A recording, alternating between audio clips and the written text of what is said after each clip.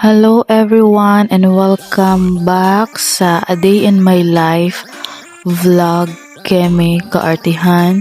And for today, a day off ko before mag-Ramadan season kasi sa Ramadan season busy na kami. So yan, nandiyan ako sa Islamic Museum din, and then sumakay ako ng golf cart, charot.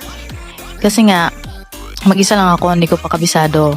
So, yan yung view na nadaanan namin papuntang Mia Cafe Park, yung outdoor na coffee shops ng Mia or MIA.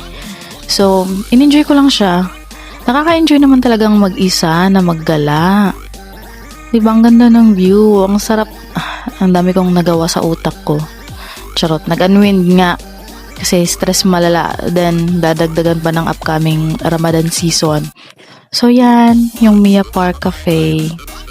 So, umorder ako ng fries, coffee, and ice cream. And yan yung view dito sa pinaka-outdoor nila na coffee shop. Ang ganda, napaka-relaxing, hindi crowded. Maraming tao, pero alam mo yung hindi siya crowded kahit may mga tao. Ang sarap. Ang sarap sa feeling mag-unwind dito. And then, yan na nga, nung natapos na ako magkape, somewhere 5 p.m., inakyat ko na yung nakikita kong hill. Yan, nag-akyat-akyat na ako dyan. Yan yung overview ng Mia Cafe, and yan yung view ng Doha. Ganda. Sobrang napaka-refreshing, lalo na kung stress malala yung work environment mo. Charot. Ang sarap ng hangin, nakakabungog. So, naglakad-lakad lang ako. Naglakad na ako nung pauwi na ako. No need na ng golf cart kasi kettlebells naman, mas masarap yung maglakad. 'Di ba?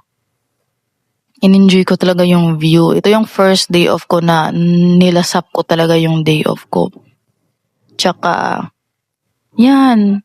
Yan yung isa pang view na nakaka-relax.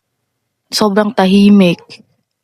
And napaka-ganda ng ambience. Charot.